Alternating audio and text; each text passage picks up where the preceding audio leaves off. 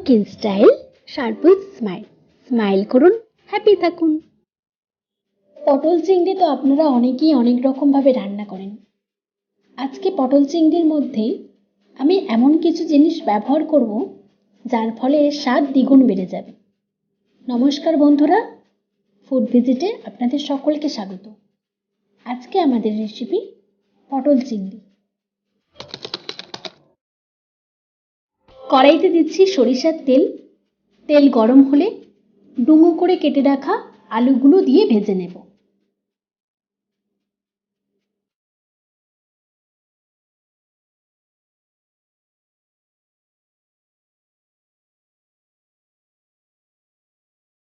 আগে থেকে লবণ হলুদ মাখিয়ে রাখা পটলগুলোও ভেজে নিচ্ছি।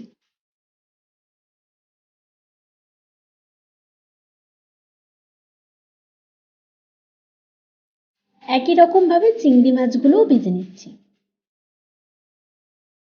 ওই একই তেলের মধ্যে দিচ্ছি তেজপাতা, এলাচ, দারচিনি, পেঁয়াজ কুচি,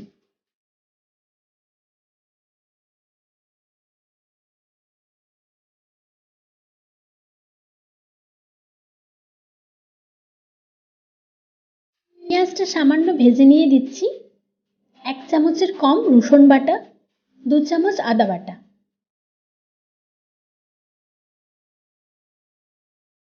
ভালোভাবে ভেজে নেব।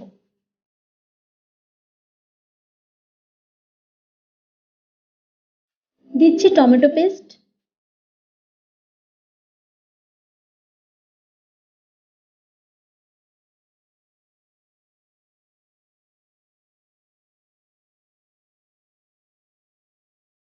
এক চামচ হলুদ গুঁড়ো, 1 চামচের কম স্পাইসি লঙ্কা গুঁড়ো, 1 চামচ কাশ্মীরি লঙ্কা গুঁড়ো, 1 চামচ জিরে গুঁড়ো, 1 চামচ ধনে গুঁড়ো, পরিমাণ মতো লবণ।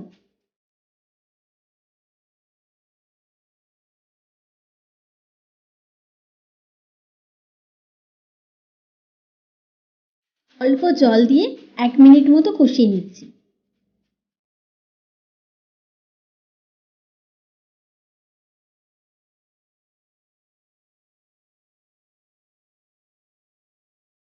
ভেজে রাখা আলুগুলো দিয়ে দিচ্ছি।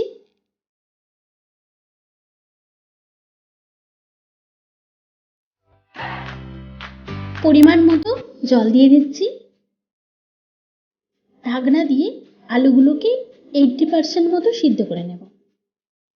সিদ্ধ হয়ে গেছে, দিয়ে দিচ্ছি ভেজে রাখা পটল ও চিংড়ি মাছ।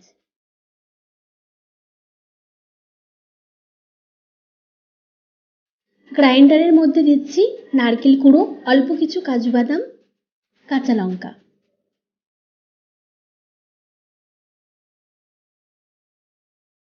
একটা পেস্ট বানিয়ে নিচ্ছি। পেস্টটা দিয়ে দিচ্ছি। এটা দেবার ফলে পটল চিংড়ির স্বাদ দ্বিগুণ বেড়ে যাবে।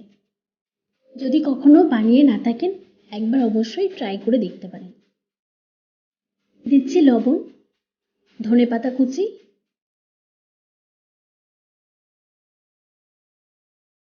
সবশেষে দিচ্ছি সামান্য গরম মশলা।